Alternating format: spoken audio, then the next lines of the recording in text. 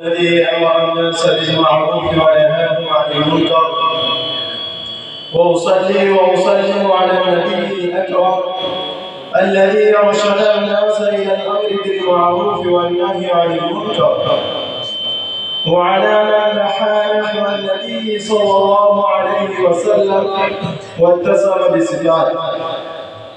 رجال لا تلهيهم تجارة ولا بيع عن ذكر الله وإقام الصلاة وإيتاء الزكاة يخافون يوما تتقلب فيه القلوب والأبصار. أما بعد، فأعوذ بالله من الشيطان الرجيم.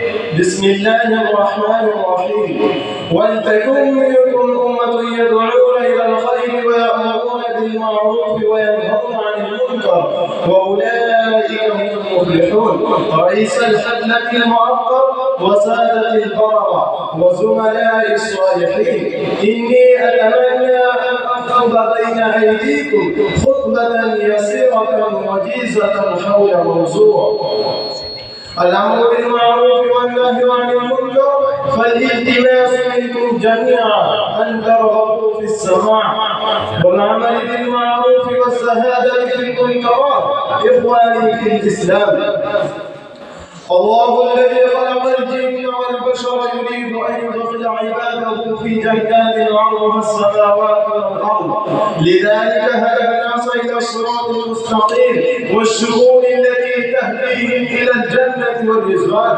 فقال تعالى في القرآن المجيد: ولتكن منكم أمة يدعون إلى الخير ويأمرون بالمعروف وينهون عن المنكر وأولئك هم المفلحون. إن هذه الآية تدل على أن المسلمين يجب عليكم أن يشكلوا فئة خاصة تأمر بالأمور الصالحات والخيرات وينهاهم عن المنكرات والفواحش والذنوب الكبيرة والصغيرة. عندما تقوم هذه الجماعة بهذا الأمر المهم، فعدد كبير من أفراد المجتمع البشري يستحق الجنة وآلاءها، وعندما تنسيق هذه الفئة ووسيلتها يستحق الجنة عدد كبير من الناس.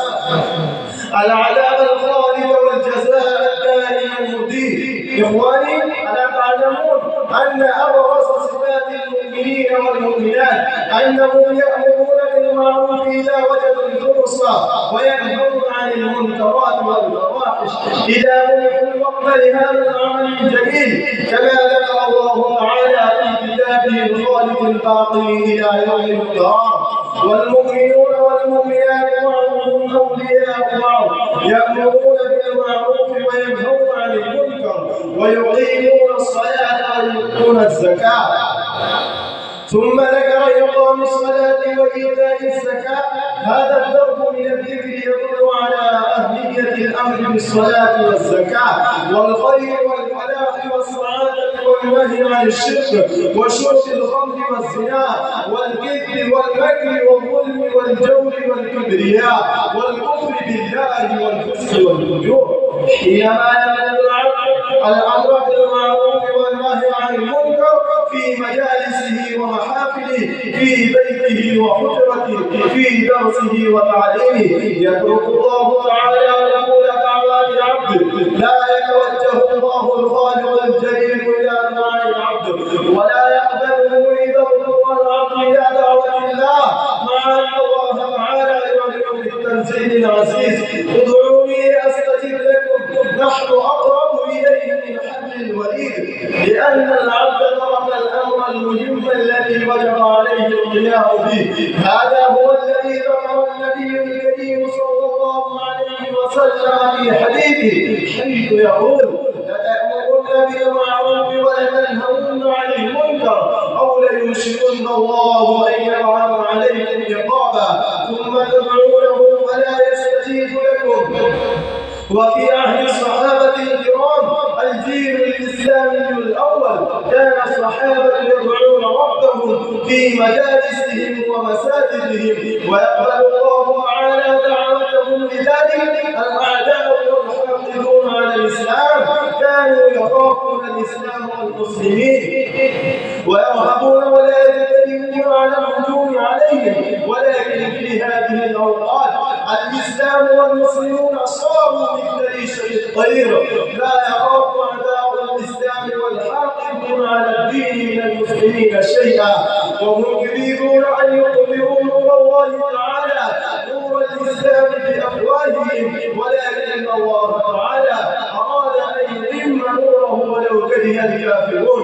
كما ذكر الله تعالى في القرآن المجيد: يريدون أن يطفئوا نور الله بأفواههم ويأبى الله إلا أن يتم نوره ولو كره الكافرون.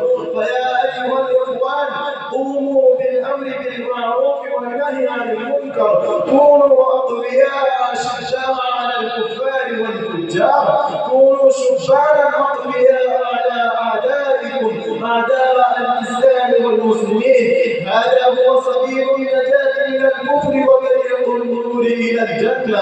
وبذا أختم كلامي، والسلام عليكم ورحمة الله وبركاته.